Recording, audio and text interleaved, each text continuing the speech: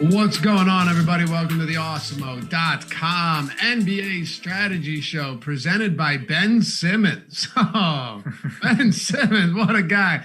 Really, it's presented by No House Advantage, and I'm Dave Loughran at Lofty_D on Twitter. That's LOUGHY_D. Joined by Josh Engleman at Josh Engleman. Hit us both up. Give us a follow. Say hello. What's going on, man?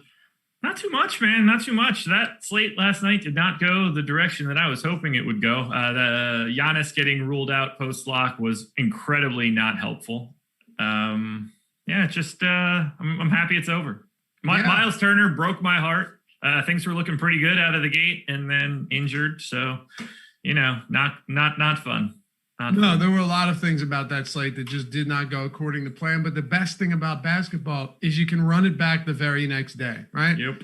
Short-term memory, forget about it, put it in the rear view and look forward. That's exactly what we're doing here today on the show. And we're happy to have you guys with us. So hit that thumbs up and subscribe to the channel. Josh, the new thing here, right? It takes a second. That's all. There's nothing other than that. It takes a second to hit thumbs up. It takes an additional second to click subscribe, depending on how quick you are, maybe less. And if you like the channel, if you like free DFS content, if you like the best free DFS content that you're going to find on the interwebs, well, do us that solid. We appreciate you for it. We got 9 games to talk about and a few pretty big pending injury spots that we'll get to in early goings of these games. But first, before any of this, let's take a quick look at Fantasy Cruncher lineup study and see how the number one lineup did yesterday on DraftKings. Yeah, and the number one lineup in the shoot-around last night was a single bullet for $100,000. Jay Blake the King, though, finished second, and I believe Jay Blake the King is in our premium Slack, but I could be wrong. But second place behind 1RW1N, so I don't know. I don't know, man. It doesn't matter. Lonzo Ball, Karis LeVert, Jeremy Lamb, which was just amazing. Pascal Siakam, Nikola Vucevic, Malachi Flynn, DeAndre Bembry, and Paul George. I don't mind the Jeremy Lamb one so much on DK because he was 3,400, but him becoming a play on FanDuel really irritated me. 6 steals and a block in 23 minutes. These stock games, man, that's what you need. You got to roll the dice on stocks. That's the best thing you could do in DFS. Yeah, the stock game is huge. Malachi Flynn's had like 11 combined over the past couple of days. Yeah. It comes up big. And that's why when you've got players that can kind of supplement their scoring or make up for poor scoring performances, sometimes those stocks are going to take you a long way. Other guys reliant solely on points, solely on scoring, they're going to put you in a bad way in the event that they go 2 for 15 shooting, as we saw several players do. I mean, there were some bad shooting performances last night. I'm just looking around thinking, ooh, some of these spots, you've got guys that have no peripherals, you're counting on them, and they finish with 7 or 8 points in 35 minutes and 16 field goal attempts. But here we are. We got 9 games to talk about and not all that much time. I'm thinking what we should do, Josh. This is for the future, maybe not today. Okay.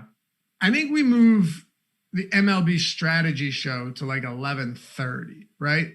Because if we do that, that doesn't mean you and I have to go to 11:30. By all means, we could finish it at 10:55 if we want, right? But I think it would make more sense just because the demand for basketball is still significantly higher than baseball. Check out our strategy show, though. It's very fun times, and baseball is still awesome. But it would give us a little bit of leeway, and we wouldn't have to worry once we get to the final 5 minutes with 3 games left. It's probably not a bad idea. I don't think it would matter all that much for the slate. The problem is that'll work on days where we don't have early baseball. No, it would work on either because you could just run an hour and a half baseball show straight up to 1 o'clock lock. That's fair. You know what I mean? Hell, if you wanted to you know what we should probably do? Have this discussion off the air instead of costing ourselves minutes trying to discuss these games. So you would think that would be optimal, right? But this is calculated, man. This was in the run sheet. That's not true. No. I like to hear what our viewers think. You know, I care about the opinion of our viewers because they make this channel what it is. QOQ Cake says Red Bull alert. Yeah, dude, long night. So I get home from hockey. Then we're going to jump right into this. Just quick story, Josh. That's fine, man. So I get home from hockey, okay? I get home like 10:15. We're in the championship round, so it's best of 3. We won last week, lost yesterday, played like dog shit.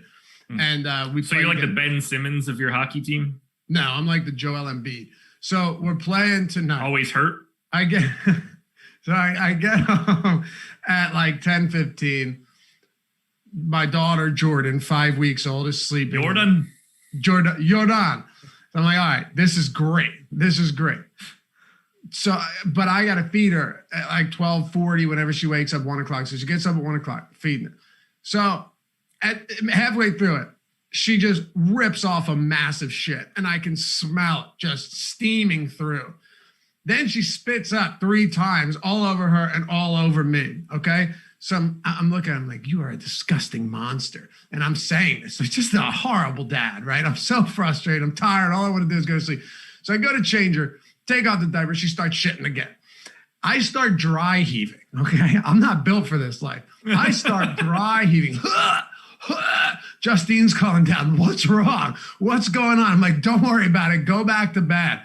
I'm dry heaving, trying to take care of this, taking the trash bag outside like this because I thought I was going to yak right in the middle of my living room. So forgive me if I'm doing my body some damage with a Red Bull today. Dude, unfortunately, Liverpool lost yesterday, so that was kind of rough. But sounds comparable. It was like 72 degrees and gorgeous yesterday, so I watched an incredible sunset. I had some of the Devil's Lettuce for that. I sat down and watched a QAnon episode 2 documentary. So I think that we had pretty similar nights, all things considered. Sounds like it. Yeah. Yeah. I went to bed at 9:45, slept straight through the night. It graded out really well in my sleep app. So, tomato. So you're feeling good. Yeah, it's a pretty good day. Good. But I also, on my calendar right now, for the moment this show ends, I booked a nap. You booked a nap? Okay. Yeah, I need to make sure that I put it on the calendar so I don't miss it. That's like some retired person stuff right there. I kind of live that life. Gets home from working at Lowe's because he was tired of being retired, Yeah. Seen that story before, right? Yeah. Takes a little nap after working the 5 to 1. I don't know. All right, you ready to jump into this? 9 minutes ago, I was. Minnesota and Indiana. Minnesota Timberwolves at Indiana. 2.5-point dogs, 229.5-point total. We were right that line yesterday signified that there was something going on. And, well, Brogdon and Sabonis were both out. Second of a back-to-back tonight. It's very possible that Sabonis is out, Brogdon plays. I guess we'll see. But once again, going into this, there's a lot of question marks. So we'll start it with the road team. We'll start it with the Timberwolves. What do you got? Yeah, so surprisingly, I like Minnesota here quite a bit, and more so on DraftKings than FanDuel, but they aren't getting any ownership. And the one guy that is getting some ownership is the one guy that I'd be happy to be like slowly away from. Karl Anthony Towns is 11,400 on FanDuel today. That is just simply going to be more than you would really like to spend given the way the slate looks. And we don't have all that much value yet. Anthony Edwards, to me, is probably the best option you can get to. 7,400 on FanDuel, 7,700 on DraftKings. It's just going to take a lot of shots. Some of those days they're going to go in. I'm willing to take my chances today. He actually is projected for 16% ownership on FanDuel, and I agree with it. But it's the rest of Minnesota that I have some intrigue in. And I think a little bit of this will go away as more value opens up. We just don't have those sorts of pay down options right now.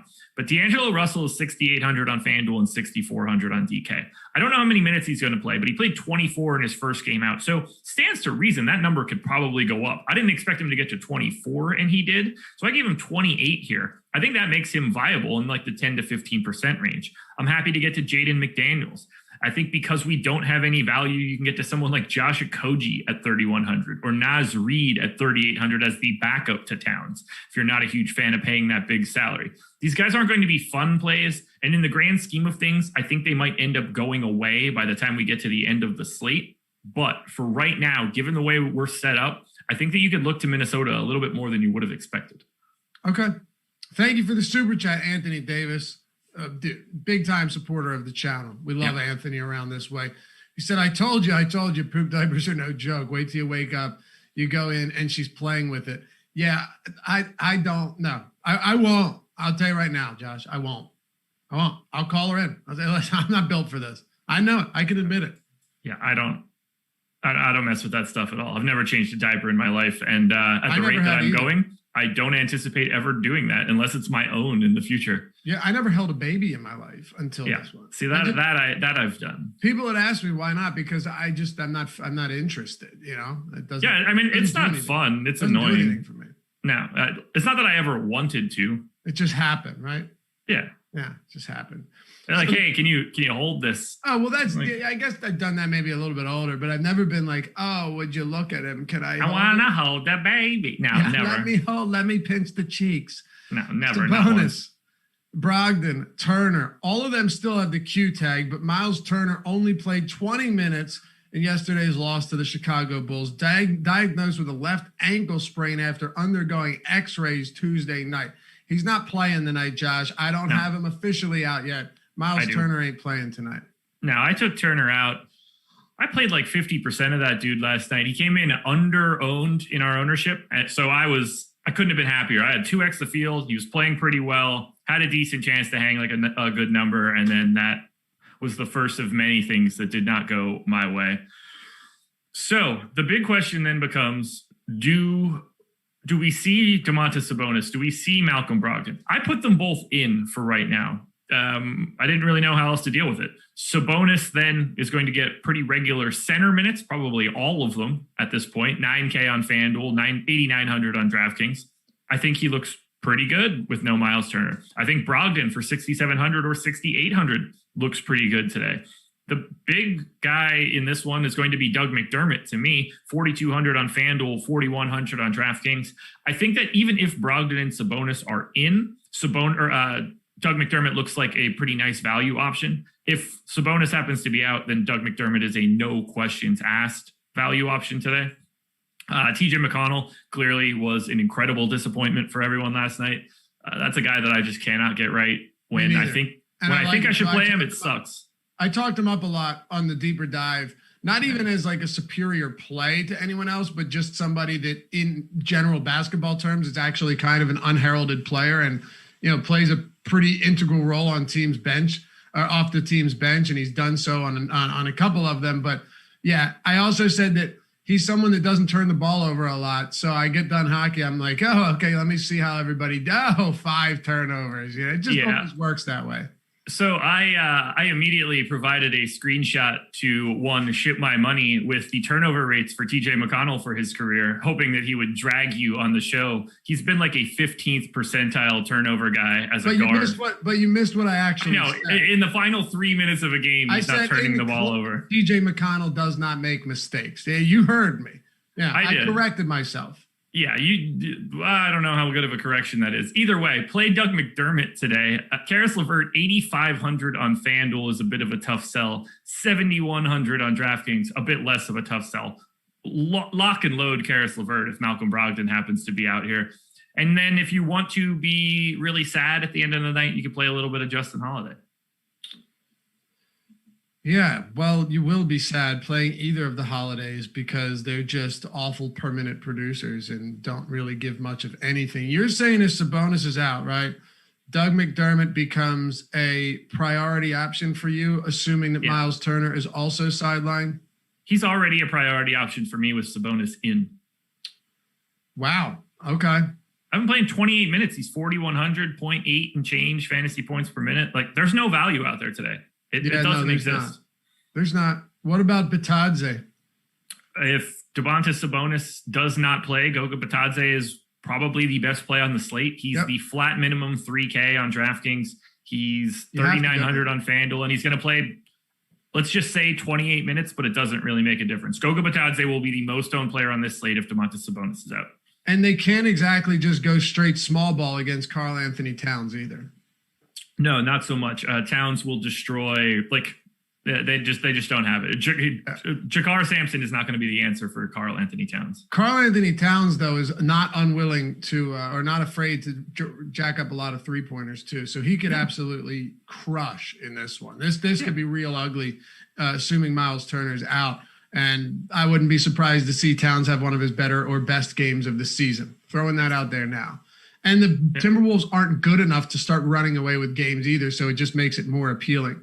Hell, it's probably better for Towns for Sabonis to be in. Why? Because Sabonis is really terrible defensively, and the game is more likely to stay close if Sabonis plays. Yeah, I think it would stay close either way because it's still Minnesota. And Agreed. But Sabonis, Goga's going to be better than Sabonis on defense by default. Sure. Let's talk about Washington and Orlando then. The Wizards actually road favorites. Get that. Wizards are road favorites despite how poorly they've played. 3-point favorites, 222.5 total. Beal questionable, Rui Hachimura questionable, Robin Lopez questionable. Here's another scenario where we're just sitting and waiting on the news. There are 2 games that tip off at 7 Eastern. That is Minnesota Indy, and that is Washington Orlando. So at least a few of these with a lot of uncertainty, we will know well in advance.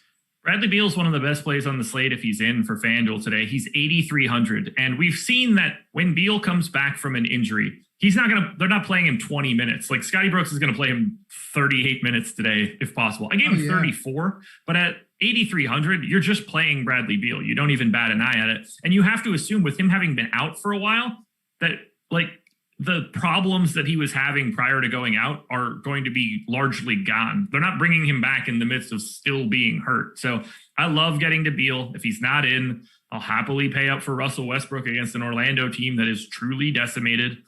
I think Rui looks okay at 6K on FanDuel. But the big piece of this is going to be whether or not Robin Lopez plays, because if he doesn't, $4,800 on FanDuel, $4,600 on DraftKings, you're going to have to look at Alex Len. They just don't have center bodies. You know, I think Len played like 28, 29 minutes this last time out when Robin Lopez left the floor early. You would give Alex Len 28 minutes and he's going to look like a really nice play. So we need so much news here. But if Beal is in, you're playing a lot of Beal and not a lot of Westbrook. If Beal is out, you're playing a lot of Westbrook. And if Robin Lopez happens to be out, fire up your Alex Len's.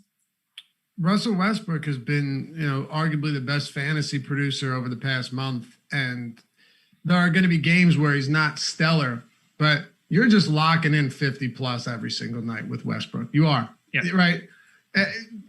Yes, I get it. Maybe there's a night where it has less than that, but on average, you're getting a really, really at least serviceable game from him with upside for a whole lot more. He's essentially a lock to triple double. He's triple doubled like 7 times in his last 10. There's just so much I like about Russell Westbrook. And then you put him up against Orlando, and then you factor in that Orlando is horrible, but so is Washington. If Bradley Beal's unable to play again, Westbrook's ownership is going to be through the roof. And you spoke on this last time saying you thought he was too high owned.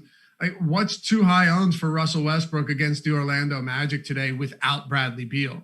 It all depends on how much value actually shows up in this slate. But among like all of the pay up options, we've got Russ, Doncic, Towns, Jokic, and Kyrie north of 10K.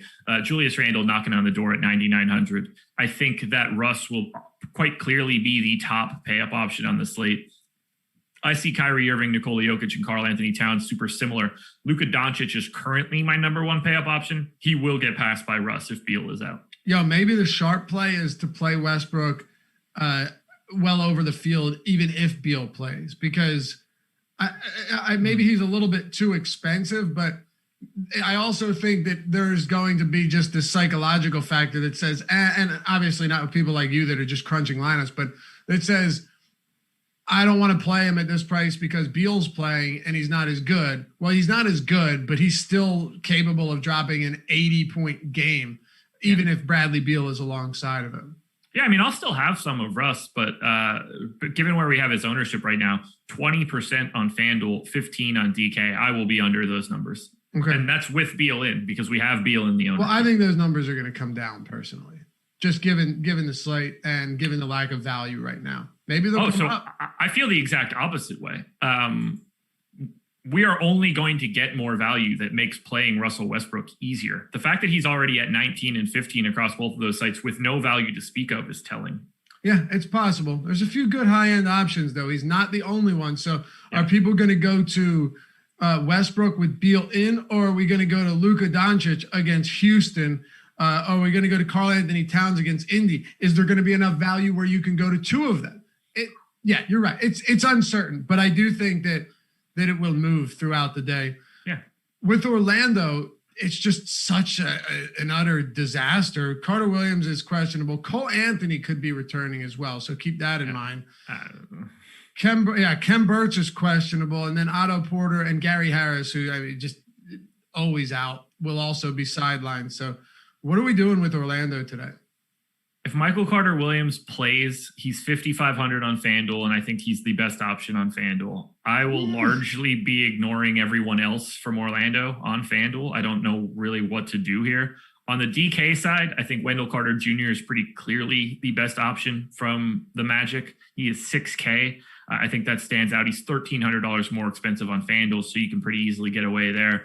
But I think Wendell Carter Jr. is going to play at least 28 minutes, if not more, depending on how this breaks. If Kem Birch is out, those minutes are even more firm for Wendell Carter. He's played north of 30. He's past 3. I think that you could talk yourself into a little bit of MCW, probably not too much Cole Anthony, a little bit of Chuma Okeke's not going to be the worst, but really, if I'm trying to prioritize anything, MCW on FanDuel, Wendell Carter Jr. on DraftKings, and then you kind of got to just wait for news. But this team is really truly terrible. Yeah, it's brutal. And you might find some value in this game. Maybe it stays close, but it's going to be tough with Orlando. If you're looking at New York and Boston, though, Boston Celtics playing their second of a back-to-back today, 210 total. They're 3.5-point favorites. You're not going to have Kemba. You're not going to have Fournier. Tristan Thompson, I think he'll be out, but I don't believe he's officially been ruled out yet. I actually think he's going to play. You do think he's going to play? Yeah. Okay. It doesn't matter, though. It's either him getting minutes or Luke Cornett. So yeah, it doesn't. And by the way, Joel Embiid kind of told Robert Williams, welcome to a starting lineup in the NBA yesterday. Yeah, as he should. Yeah. I mean, just dominant. That's what happens when you're the second best offensive center in basketball. Oh, don't start with me. Yeah, Ben Simmons, man, what a special talent he is too. But the thing with Embiid is Brad Stevens was trying to figure out guys to throw at him, and there was nothing available. It's crazy. Didn't have it. Julius Randle. Talk to me about Julius Randle, who, if you didn't see the video of him guarding Kyrie scored. You might even say he burned him, but I couldn't believe Julius Randle was sticking with Kyrie Irving, who was doing all this Harlem Globetrotter stuff, and then ended up draining a bucket, and it was beautiful. But what went overlooked in that was Julius Randle's absurd defense on arguably the best ball handler of all time. Go check that out if you haven't done so yet. It's fantastic. Just pointing out, Josh, that Julius Randle is the real deal. And yet he's not very interesting in this particular game. His price keeps coming up. Yeah, I'm not saying I like him tonight. I'm saying in general, he's the real deal. 8.4% in the optimal on FanDuel is the highest number I got for anybody from the Knicks. We actually have RJ Barrett at 16% ownership on FanDuel. I will be more likely to not have any Knicks today than to be super interested in Randle or Barrett. To me, the Knicks are just not on the slate. Okay, that makes it very simple. And they don't have any injury news, so this seems pretty safe too. Yeah, exactly. There's nothing even pending. So let's talk about Boston then. Kemba, second of a back-to-back out. Fournier out. Thompson, questionable. You think he's going to play. We can talk about that. The Celtics have just been a huge disappointment this season. It's pretty bad. Brad Stevens goes from being this guy that, is heralded as the best coach in basketball, and just the decisions he makes are stellar. I was one of those people as well, especially after watching him beat the Sixers so many times. But it's looked ugly for them. It doesn't really matter from a DFS standpoint, though. How much does Kemba Walker's absence affect this team today when it comes to Tatum and Brown and guys like Marcus Smart? I do want to put this out there right now that Boston is as +2 points per 100 possessions. That is 10th in the league, and they are one of the league leaders in minutes and games lost to COVID. So I think that the demise of the Boston Celtics is being greatly exaggerated for this season. We'll see what that actually matters when it comes to the playoffs, or if this is just going to be a sunk cost. But they have not been nearly as bad as what the record seems to look like. And I think that they need to get a little bit more of a pass given their COVID history. I love Boston today. We see Jaylen Brown and Jason Tatum get monster rate increases with Kemba Walker off the floor. And we know Fournier is not going to be the guy to soak that up because he is also out. I think Jaylen Brown is one of the best plays on the slate. 7,700 on FanDuel, 7,800 on DraftKings. Should be owned in the 20, 30, even 40% range today. Jason Tatum looks similar. I think he looks really good. He just happens to be so much more expensive than Jaylen Brown that he can't totally close the gap. But I love Brown. I love Tatum.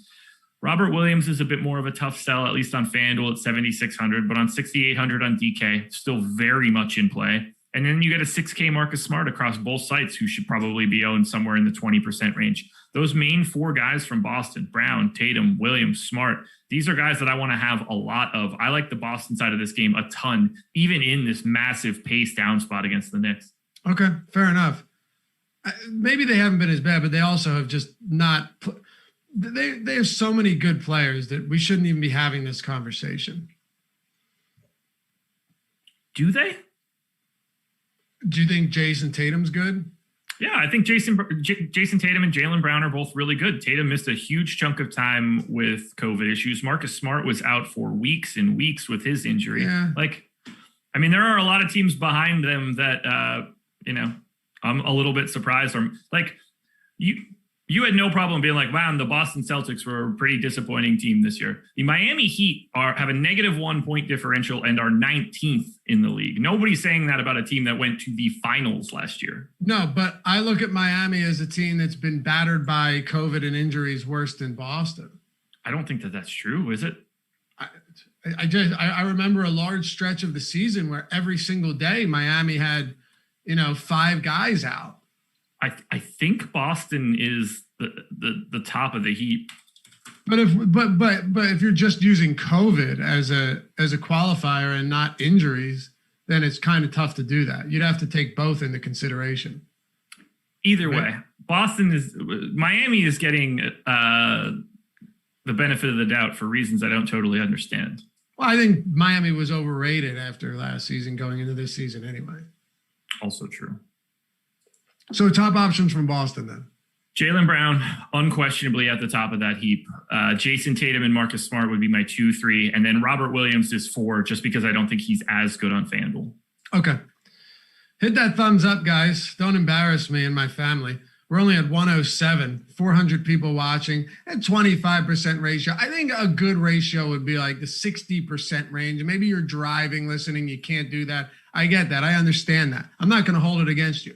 But next time, make sure you do that and subscribe to the channel as well. Hit that notification bell too if you haven't done so yet. And remember, if you're listening to this somewhere, maybe you're working, maybe you're doing work around the house or driving somewhere and you don't have YouTube Premium and you don't want to keep your phone open, you can listen to all of our stuff on the podcast app. Of course, it'll have to be afterwards on this one, right after it's live, after we're done streaming. It'll go straight to the podcast, whether it's Spotify, Apple Podcasts, whatever platform you use. So you check that out. And if you go over there and you do use it, leave us a review and a 5-star rating. It helps us out, especially being able to build our way up the ranks in the DFS podcast space. All right, let's talk about the Pels and the Brooklyn Nets. Kevin Durant, he's active. He's playing. So we got that going for us. But with the Pels, 9-point dogs, Ingram's questionable. Kira Lewis Jr. is questionable. Jackson Hayes is questionable. Nickeil Alexander-Walker's out at least a couple weeks. Josh Hart's out at least a couple weeks. You finally got Zion back. We got Lonzo back a couple games ago. So they're trending in the right direction. But a lot of their role players could be out today.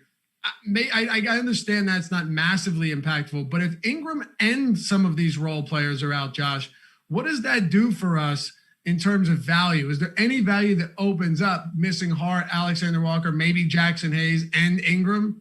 I don't think so. All these guys with prices have already come up because of how many games that were missed. So if Zion and Ingram are in, I don't really have much interest in the Pelicans outside of contrarian options and GPPs. No Sindarius Thornwell? I didn't even know he was on the team. I just love that name, the Wizard.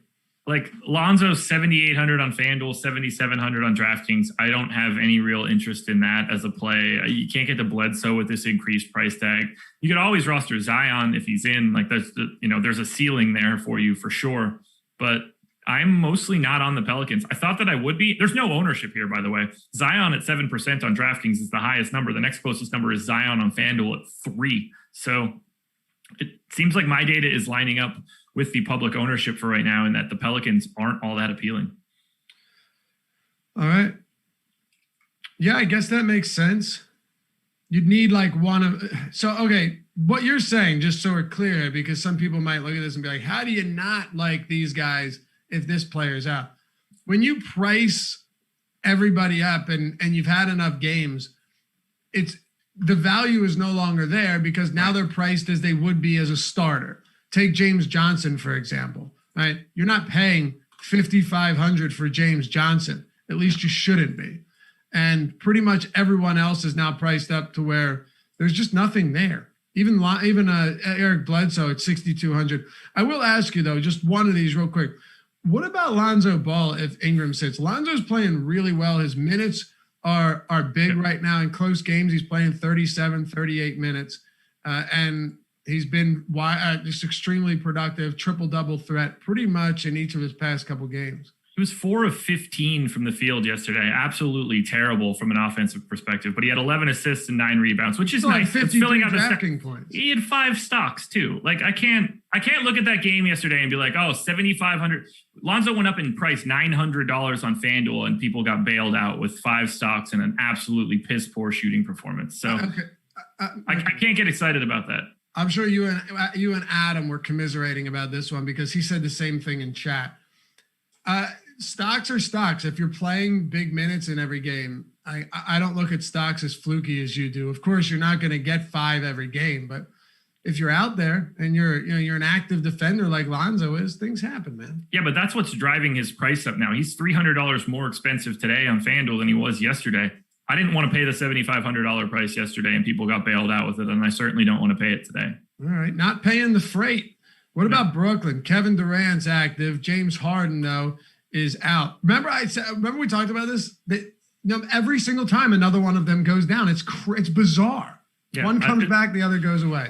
It's almost just like Harden was like, all right, KD's back. I need to put in a week at the titty bars, so I'm going to get out of here. Play some Kyrie at 10-4 and 10-2, but don't play too much. LaMarcus Aldridge is probably the best play for Brooklyn, which is not a word. Like that sentence I never expected to say this year, but 5,800 on FanDuel, 5,600 on DraftKings, playing about 28 minutes a game, not picking up any ownership. I would happily do that. Joe Harris is a value play for 5K on FanDuel, works because of the position. I gave Kevin Durant 28 minutes. He's 8,800 on FanDuel, 9,200 on DraftKings, and to me, just not in a situation where I'm interested in playing him today. There's no question the guy's got to be limited. I mean, he hasn't played in almost 2 months. Yeah, like that. I can't imagine that they're bringing him out here to play 36 minutes against the Pelicans as 10-point favorites today. Yep, I don't think so either. So then let's just keep going. Let's just keep this train moving. We got 20 minutes. We got a few more games to get to. Memphis and the Atlanta Hawks. Memphis Grizzlies 2.5-point dogs, 225 total. Dude. I'm not going to sidetrack us here, but Ja Morant, can we just, from his price keeps coming down. And I think there might come a point, very much like Ben Simmons, where you say, his salary's coming down. I keep taking the bait, right? And every time I get hooked, and every time the next game, his salary's even lower because he's even worse the day before. Yeah, it's bumming me out. There's a lot of red. And then every once in a while, he's just popping for 50 plus. Yes. And it's like, okay. Sandwiched in between like 15 games of under 30. Yeah, it's boom bust, I guess. Hey, he's a very nice GPP play, I guess. Today, though, is he even going to be on the court? Who's going to be on the court for Memphis? A lot of Q tags here. Morant, Brandon Clark, Grayson Allen, I think, DeAnthony Melton. I don't really know what to do with Memphis. The good news is I rarely like playing them.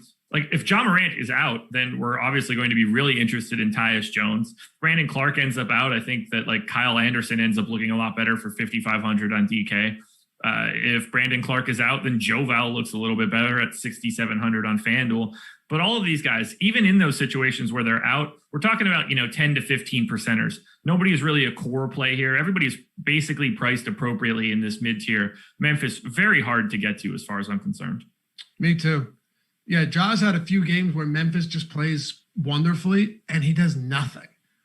Yeah, I know he's still very young, but his shot volume is so low recently, Josh. His usage is extraordinarily low, and it's not even like he's getting to the line at a high clip to offset the lack of field goal attempts. It's pretty crazy, don't you think? Sorry, I was just busy reading chat. Everybody's just dragging me right now. It's been a good time. I was saying that John Morant, it's not even like he's getting free throw attempts to offset his usage. He's just doing nothing from a usage standpoint. And the games that he does get to the line are the games that he is popping off for 50 plus. 15 free throw attempts, 53 fantasy points. 11 free throw attempts, 52 fantasy points. Like, he needs every bit of those. He needs to be getting to the rack a little bit more. Man, that's why I sometimes might overstress it, but I talk about guys that get to the line. I stress it so often. It's really important. How many times has Joel Embiid had an awful shooting night and still goes 14 for 15 from the line? Yeah, and there's so many players that, like Anthony Edwards, for example, just doesn't get to the line. If he's shooting poorly, you're getting an awful game from him. So I pay attention to free throw rate. I think it's a lot more important than a lot of other people do because it's locked in fantasy points. Yeah, it's part of the reason that Harden was such a guaranteed fantasy score for so long, because he would go out there and shoot 24 free throws, and it's like, okay, well, and he's going to make 22 of them. So you're already starting with this baseline, and if he's not getting those free throws, it's probably because those buckets went in. I was just going to say, if he's not getting them, it's because he's driving to the rack and getting layups. Yeah, exactly. I love it. So it's just something to keep in mind. What are you doing with Atlanta, Josh? Oh, this team. Clint Capella now is 10,400 on FanDuel and 8,700 on DraftKings. That's probably the biggest price gap that we'll see today. So don't play Capella on FanDuel and go ahead to play him, because he's clearly the best Atlanta play to me at 8,700. After that, it's kind of gross again. We've got Trae Young at 20% ownership on DK. I'm not so sure I see that one in this particular matchup. Happy to get to Trae Young. Not all that excited about it. Bogdanovich is still north of 7 on FanDuel. We've seen all of these guys just have this rise in price, and I don't think that they can keep up with it. So Capella on DK, Trae Young on FanDuel at 8,200. Those are the two places that I would like to go most. After that, it's really just minimal exposure. So just on this game, there's maybe one or two pieces is what you're saying. Yeah, it's like one total piece, a half piece on both sides. Dallas and Houston, then talk about that while we're at it. And baseball show coming up. I believe we have 11 o'clock all the way up to 1 o'clock today. Early, must be an early lock. We've got this, I guess we're going to call it the deeper dive and the live before live, but plenty of baseball shows coming up all the way to 1. If you're in it right now, playing baseball, watching these shows, and haven't taken advantage of our promo code to get 9 days of Awesemo Plus MLB content, every bit of MLB content on the site, all of the tools, for only $9 using the promo code starting9, going to awesemo.com/promos. Well, you're doing it wrong. Alex Baker, Awesemo himself, number 1 ranked DFS player out there, has made a killing in MLB DFS with these same tools that are at awesemo.com. Ownership, player projections, most importantly, the top stack tool, top pitchers tool. You have the lineup builder and so much other great stuff. All of it is yours for $9 for 9 days. Awesemo.com/promos using the promo starting9. If you go to awesemo.com/promos, you can just click on it, I think. Is that right, Jordan? You don't even have to type it in, right? You just click on it. So it's pretty cool. We had a couple of people tweet us. 2 more days for that one too, by the way. So it's expiring soon. So we had a couple of people tweet us just yesterday saying Josh and Lavi, you convinced me to sign up for it, and boom, already 1,000% ROI. Yeah. We'll take it. Yeah. I love seeing that sort of stuff, man. Me too. Makes me happy. Let it pay for itself. Consider it an investment, right? Yes. Yes, absolutely. Dallas and Houston, Luka Doncic. This will be an interesting one if Bradley Beal sits, because Doncic is in the same neighborhood as Russell Westbrook, and I would assume that Russell Westbrook's going to get the large majority of ownership here. But this is where your opinion comes into play. How viable would the Luka pivot be? I know he hasn't been spectacular lately at all, but going up against Houston, that could be an interesting spot. I love Luka today. My, without question, preferred pay-up option. 10-3 on FanDuel, 10-9 on DraftKings. To me, he is just the guy that I want to get to today. My only fear is if he tries to like sleepwalk through beating Houston because it's Houston. But I mean, Christian Wood, terrible defensively. Kelly Olynyk playing a lot of minutes alongside of him. I think Luka's just be able to get to the hoop at will. I hope he just doesn't settle. We're still waiting on news to see whether Kristaps Porzingis plays or not. I don't really think that matters all that much for Luka's output today, whether he is in or out. The only sort of downside is that if it becomes a Kristaps Porzingis day, it's just less likely to be a Luka day. Porzingis 8,400 on FanDuel, 8,600 on DraftKings. I'm happily getting to Porzingis too. I'll also get to Josh Richardson or Maxi Kleber or Dorian Finney-Smith. I see Dallas pretty appealing because Houston is absolutely terrible. And this is a really nice fantasy matchup. Pace is going to be good. Defense on Houston is truly, truly bottom level stuff. I think you got to go to Dallas, but Luka clearly looks like the top piece. Okay. I don't know. I know. I love him. Just for the record, my AirPods just died. I can't hear you. I'm working on it. Okay. You could just take them out and switch your audio, but I guess you can't hear me anyway. So, all right. Whatever you're saying, I still can't hear it. All right. Porzingis news is pretty. All right, I'm back.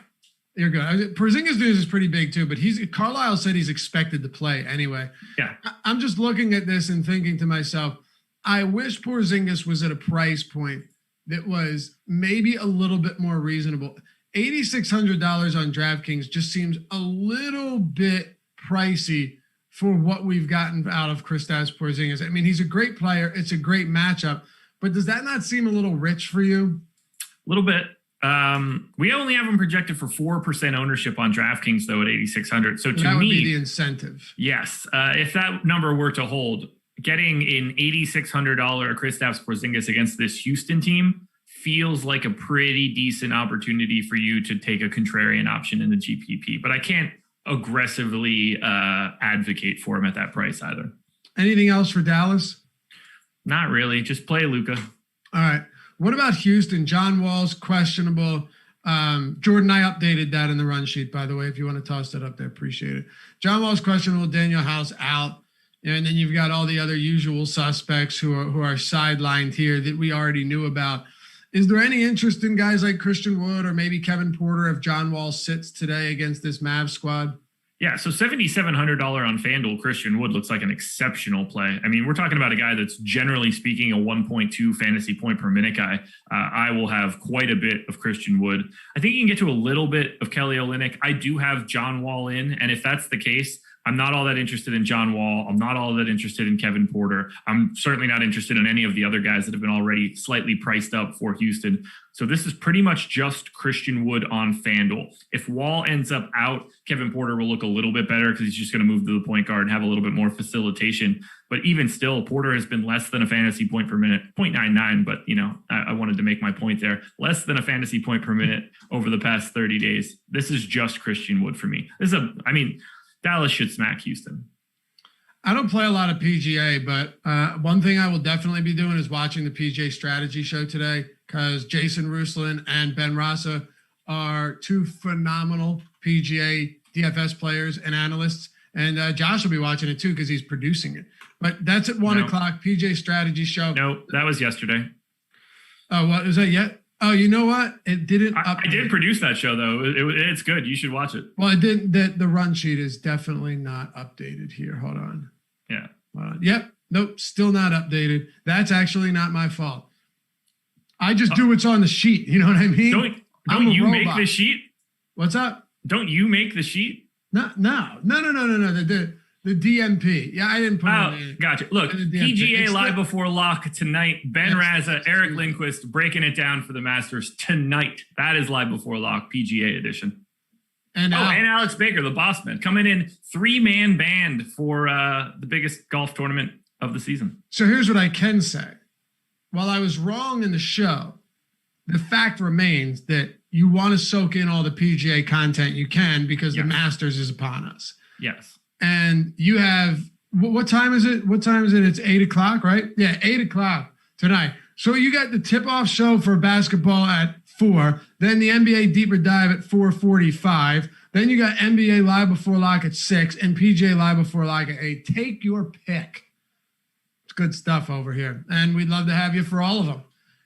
So if we keep this one going, if you want to talk about anything else with Houston, I'm okay with that. Otherwise, we can move on to these final 3 games. Let's go. What's up? Let's move it on. Let's do it, baby. Charlotte, OKC, Charlotte Hornets. Gordon Hayward is out. That guy can't catch a break unless it's his leg. Malik Monk out again. They're facing OKC. It's just a disastrous team. 213 total. The Hornets are still favored by 5 points. That tells you all you need to know about this game and about OKC. So LaMelo's done for the year. Gordon Hayward's out with yet another ailment, another break, whatever. And now it opens things up for the Charlotte Hornets. I've been waiting to hear where you're at on this team because they've caused us all a bunch of headaches, but now you take another one of their highest usage players off the floor, and this is what we have. Yeah, so Terry Rozier is 7,400 on FanDuel, 8,400 on DK. I think he looks good on DraftKings. I think he looks like one of the best plays of the slate on FanDuel, and that won't change as we get more news. He sees a huge usage bump and assist bump when Hayward's off and when Ball is off with Monk off. So I am loading up on Terry Rozier. I'm going to begrudgingly play a decent amount of PJ Washington. He is already pretty chalky on FanDuel, 5,200. Hasn't been a great per minute guy as of late, but just certainly a value with all of these bodies out. Devontae Graham, Miles Bridges, two guys that I think are very important. So much so that Miles Bridges was the number one contender on DraftKings, and he is currently projected for 33% ownership. So I'm a fan of Bridges stepping into some of that run from Hayward being out. But they are the four guys that I'm looking at most: Rozier, Bridges, Graham, and Washington. And I think Terry Rozier on FanDuel is the clear best option, and Miles Bridges on DraftKings is the clear best option. Are we willing to pay $8,400 for Rozier on DraftKings? Yes, absolutely. I think he's still the second best play on Charlotte, even at that price tag. What about PJ Washington? Have we given up all hope on this guy? I mean, on FanDuel, I think he'll be probably like the most owned or second most owned power forward. On DK at 6,100, I think it's a little bit easier to like pump the brakes and get there with moderation. Yeah, I think that would be a wise decision as well. OKC, another team that's been dealing with a lot of injuries, but we're beginning to see these guys priced to their position or to their, basically to their position. Moses Brown and Pogachevsky and Mikhailuk and Teo Maladon, all of those guys out. Well, three of those guys are in that mid 5K range on DraftKings. Kenrich Williams was going to get some minutes until he couldn't stop fouling early in that last game. Do you like OKC today against Charlotte? Are any of these 5K price points viable to you? Oh, God. So this is probably the team that I'll roster the most today, which is, something else. It's just so hard to talk about. Okay. Moses Brown is 6,200 on FanDuel. I'm in. We're projecting him for 6% ownership. That's dumb. I'll have him in 3 to 4 times that, unless that number comes up. I think Svi, who has not had a price change on FanDuel, is still going to play 30 plus minutes. He's 3,800. He's the only value play that exists on FanDuel right now. We have him projected for 43% ownership. You're just playing a ton of Svi on FanDuel. I like Pogachevsky. I like Kenrich Williams. I like Ty Jerome for 4,400 on DK. I've got Pogachevsky, Brown, Maladon, Tony Bradley, and Ty Jerome all in double digits in odds of being in the optimal lineup on DraftKings. Similar story on FanDuel. They're the team that I recommend most in our NBA strategy syllabus for today. I think that you can play basically 7 or 8 of these Oklahoma City Thunder guys. Even Justin Robinson at the flat 3K picked up like 20 minutes the last time out. They're going to have basically the same rotation. He's going to play backup point guard run and then some. If you want to pay all the way down, I think that's viable. I don't see a real way to get away from Oklahoma City today. They are the easiest place to go from a like minutes per dollar perspective. I'm the champ in chat says Eagles fired they GM. So I'm thinking, did I miss something on Howie Roseman? Because that would be a wonderful day. But no, I don't see anything about the Eagles. And there was an April Fool's joke from like Bleeding Green Nation 7 days ago about firing him. But you mean to tell me that there is not good information in our YouTube chat? That's exactly. Color me shocked. That is exactly what I mean. But we've got Shark Killer saying that Trevor Lawrence is the new great white hope as a quarterback, and Andrew Luck was overrated. Just truly garbage takes. The Garbage. dopamine receptors just opened up and started flooding my brain with great thoughts when I heard that. So I kind of got sucked in, San Antonio and Denver. We got 2 games to go here. Yeah. San Antonio Spurs 7-point dogs, 222.5 total for this one. Nikola Jokic coming off a, okay game. He's been all right lately, Josh. Second best offensive player in the league. But first, start with San Antonio. DeRozan, Jakob Poeltl's played well. Derek White, any of these guys to your liking today in a tough matchup against a very good Denver Nuggets squad? This one's pretty easy. If DeJounte Murray doesn't play, you should play a bunch of DeMar DeRozan.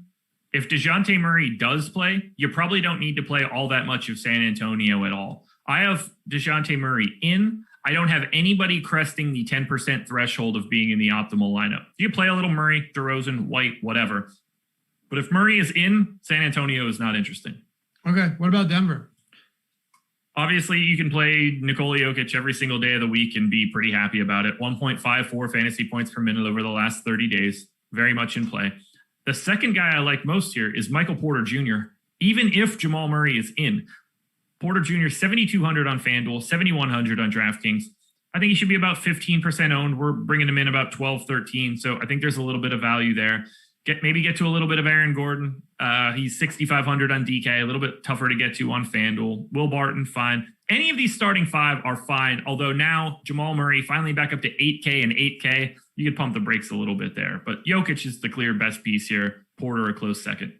All right, so let's wrap it up with Utah and Phoenix. I don't imagine we're going to spend a lot of time here. No. But before we do, want to shout out our sponsor, No House Advantage. You see them right in the top right of the screen. Fantasy sports redefined. Josh, you and I say it all the time.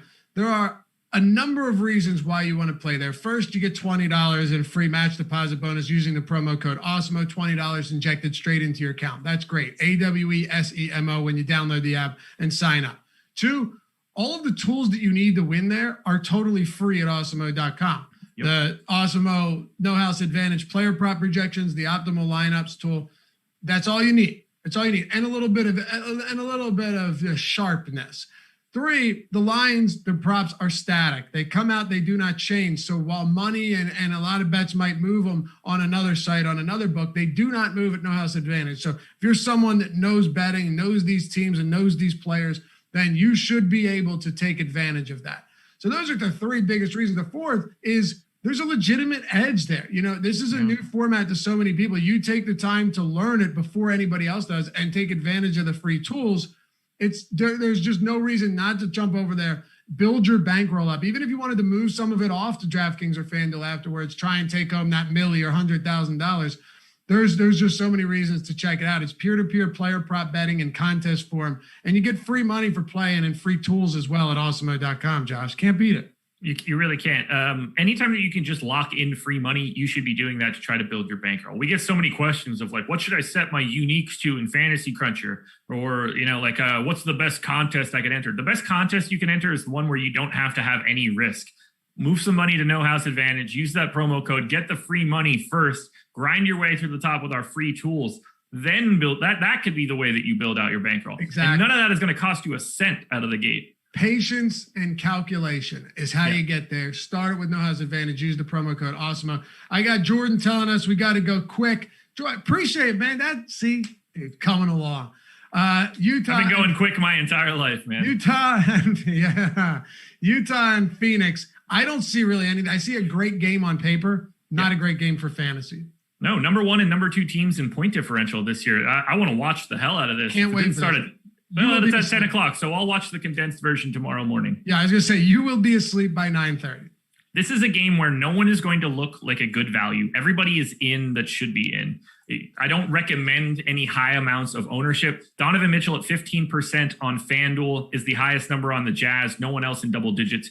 Phoenix has Chris Paul in double digits on FanDuel. Mikal Bridges there as well. Nobody else higher than that. You can play any of these starters. If they're the last guy into your lineup, Gobert, Mitchell, Conley, Bogdanovich, O'Neal, Paul, Ayton, Booker, Bridges. If any of those guys show up as your last guy in, or you have 1 or 2 of them, of course that they're totally fine. Someone's going to be decent here, but everybody's priced appropriately. There are no injuries, and it's a really difficult, slow defensive matchup. I can't advocate for anybody in particular, but if you like one of the starters in this game for the matchup, by all means, go for it. They're going to end up in my lineups. It's just going to be minimally across the board. Right, and 0 priority. Yep, 0 priority. That will do it for us. Not bad, man.